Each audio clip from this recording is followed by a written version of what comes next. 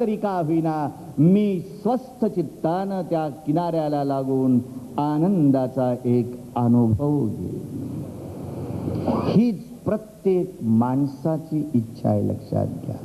ही आजच्या माणसाची नाही, तर अनादी काळापासून जो मानव जो या विश्वामध्ये जन्माला आलेला आहे त्या प्रत्येक जीवाची आणि मनुष्याची सहज स्वाभाविक जर प्रवृत्ती जर पाहिली तर फक्त एकच प्रवृत्ती आहे. भगवान गीतेमध्ये म्हणतात की मयि सर्वाणि कर्माणि. हे अर्जुना, की खरोखर हे सर्व जे विश्व जे संपूर्णपणे आहे, सर्व मानव जात ही सगळी जी आहे ही कुठल्या दिशेनं जाती आहे. या सर्व मानव जातीचा शेवट जर असेल, मानव जात जर कुठल्या दिशेनं आणि ध्येयाकडे जर जात असेल तर फक्त एकच ध्येय आहे आणि एकच मार्ग आहे, आणि तो मार्ग म्हणजेच ईश्वराचा मार्ग आहे, परमेश्वराचा मार्ग. आणि जो परमेश्वराचा मार्ग तोच आनंदाचा मार्ग आहे, लक्षात घ्या. कारण प्रत्येकाला आयुष्यात शेवटी शुद्ध निर्व्याज असा असणाऱ्या त्या आनंदाची अनुभूती घेऊन जीवन तृप्त आणि कृतार्थ करायचं आहे. त्या आनंदाच्याच अशा असलेल्या उत्तुंग अशा असणाऱ्या त्या अनुभूतीमध्ये सर्व प्रकारची जी मानसिक व्यथा, मानसिक कथा, मानसिक अस्वस्थता, द्वंद्व, नैराश्य, वैफल्य, दुःख या सर्वांचा संपूर्णपणानं नाश होईल आणि मानवी जीवन खरोखर खऱ्या अर्थानं अंतरंगानं आणि बहिरंगानं आनंदी होऊन, जसं तुकाराम महाराज आपल्या अभंगामध्ये म्हणतात, आनंदाचे डोही आनंद तरंग, आनंदाची अंग आनंदाचे. आयुष्यामध्ये हा आनंदाचा सागर, ही आनंदाची परिसमाप्ती जर असेल, कृतकृत्यता जी असेल, तो पूर्णानंद, ती परिपूर्णता जो आनंद देणार आहे, तो आनंद बहिरंगामध्ये नाही, विश्वामध्ये नाही, विषयांच्या मध्ये नाही, लक्षात घ्या. तर तो निरतिशय असा असणारा पूर्ण स्वरूपाचा आनंद. आणि म्हणूनच आम्ही त्या भगवंताला आनंद कृष्ण असं आपण म्हणतो, की कृष्ण हा नुसता कृष्ण नाही, तर तो आनंद स्वरूप कृष्ण आहे. कारण का? कृष्ण याचा अर्थच शास्त्रामध्ये म्हणलेला आहे. बाकी सगळे अर्थ सोडून देतो. कर्षति आकर्षयति सर्वान जीवान इति कृष्णः. की तो सर्व विश्वाला, सर्व मानव जातीला, सर्व प्रकारच्या उच्च नीच अशा असलेल्या सर्व जीवांना आपल्याकडं आकर्षित करतो, खेचून घेतो. आणि आकर्षित करण्याची जी काही शक्ती आहे, आणि ती शक्ती फक्त एकच, आणि ती म्हणजे आनंद आहे, लक्षात घ्या. आणि म्हणून कृष्ण हा आनंद स्वरूप आहे, आणि आनंद हेच त्या भगवंताचं, त्या कृष्णाचं स्वरूप आहे. आणि म्हणून तरी आम्ही सर्व जीव, सर्व भक्त, सर्व उच्च नीच, सर्व जे जे कोण जात धर्म पंथ सर्व राहील, प्रत्येक माणूस जर शोधत असेल आज आयुष्यामध्ये, तर आनंदाचा शोध हेच फक्त मानवी जीवनाचं सूत्र आहे, लक्षात घ्या. आणि त्याच आनंदाच्या माग जर धावत असू, तर तो आनंद कसा तुम्ही अनुभवणार आहात आणि कुठं अनुभवणार आहात?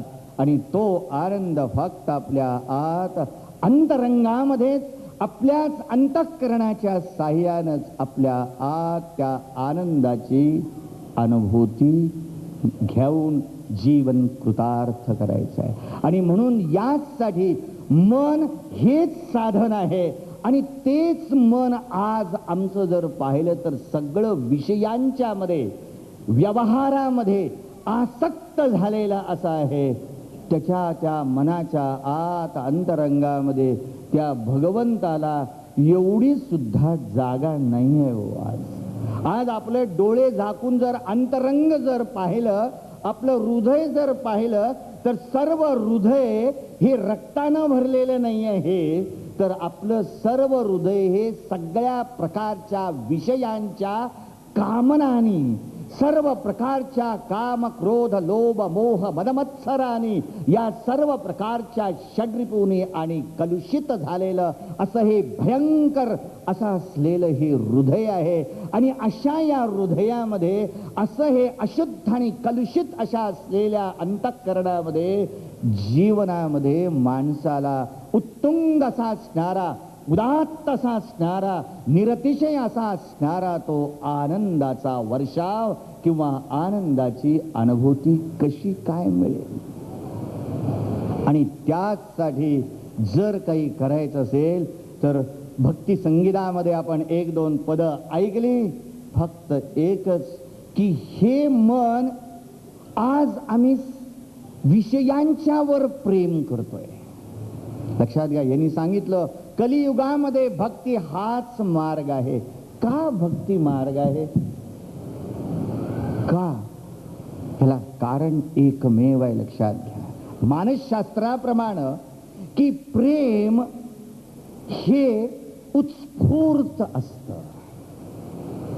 लक्षात घ्या, नव्हे प्रेम ही भावना माणसानं नंतर निर्माण केलेली नाही आहे, तर प्रेम ही भावना जन्मजात प्रत्येकाच्या अंतःकरणामध्ये उत्स्फूर्त असलेली भावना आहे. फार वेळ थोडा आहे अगदी. आणि ही जर भावना जर प्रत्येक प्राणीमात्रामध्ये जर आहे, नव्हे तुम्ही पशूंच्या मध्ये पहा, पक्ष्यांच्या मध्ये पहा. अरे पशु सुद्धा गाय आपल्या बछड्यावर किती प्रेम करते. एक साधं कुत्र आपल्या छोट्याशा पिलांच्यावर किती उत्स्फूर्तपणे प्रेम करतं. साधं मांजर आपल्या पिलांच्यावर किती प्रेम करतं. त्या प्रेमाच्या धड्यासाठी ते काही कॉलेजमध्ये गेलेले होते, SNDT मध्ये का कुठल्या पुण्या विद्यापीठामध्ये प्रेमाचे धडे त्यांनी फिलॉसॉफी PhD त्या प्राणीमात्रांनी शिकलेली होती. कारण का प्राण्यांच्या मध्ये सुद्धा कुठंही जरी पाहिलं तर एक उत्स्फूर्त अशी असणारी सहज स्वाभाविक प्रवृत्ती एकमेव आहे, आणि ती म्हणजे प्रेम करणं.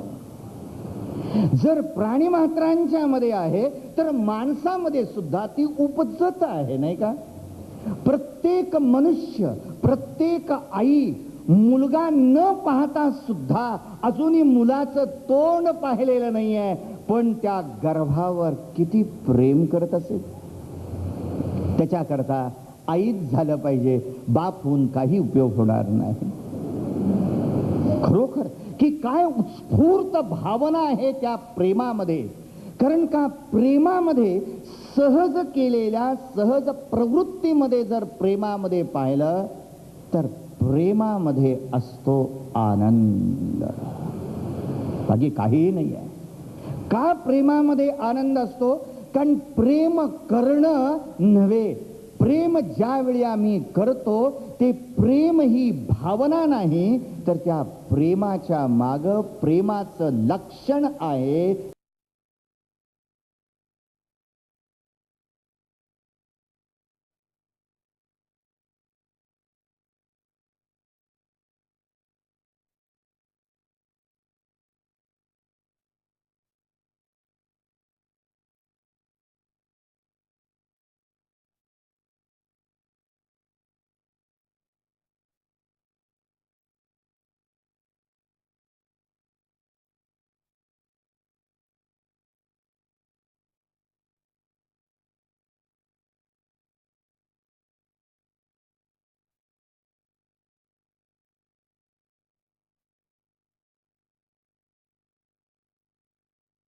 नाही.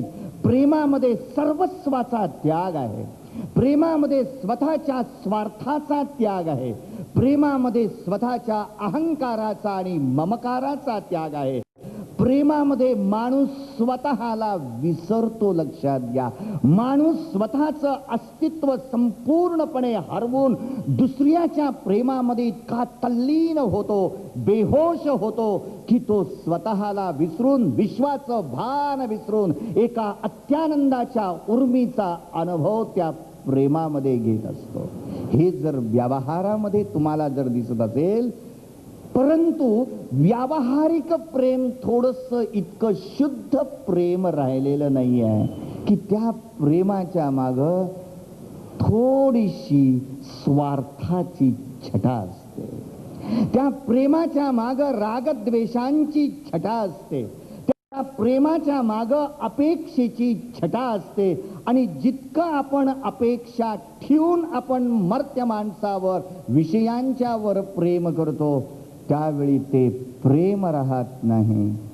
त्याला म्हणतात मोह. लक्षात घ्या, भक्ती म्हणजे प्रेम करणं आहे. पण प्रेमामध्ये जर स्वार्थ जर असेल तर ते प्रेम कामुक प्रेम होतं, ते स्वार्थी प्रेम होतं. आणि अशा या स्वार्थी प्रेमामध्ये मात्र तुम्हाला आनंद न मिळता तेच स्वार्थी मोहयुक्त प्रेम तुम्हाला दुःखाला, चिंतेला कारण होतं. भगवान म्हणतायत, अर्जुना, सर्व भक्तांना सांगतायत की तुम्हाला शुद्ध आणि निर्भेळ अशा असणारा स्वरूपाचा आनंद जर पाहिजे असेल तर तू कुणावर प्रेम करणार? प्रेम अशा वस्तूवर कर की ती वस्तू स्वतःच पूर्ण आहे. अशा त्या वस्तूवर तू कर की जी स्वतःच आनंद स्वरूप आहे. नव्हे अशा वस्तूवर कर की प्रेम करता करता करता प्रत्येक क्षणाला आनंदाचं वर्धन व्हावं, आनंदाचा उत्कर्ष व्हावा. आणि तितक्याच प्रमाणामध्ये स्वतःचा स्वार्थ हळूहळू गळून पडत, स्वतःचा स्वार्थ आणि कामुकता गळून पडून अहंकार हळूहळू कमी कमी कमी कमी होत याची परमोच्च अवस्था त्या साधकाला किंवा त्या भक्ताला व्हावी.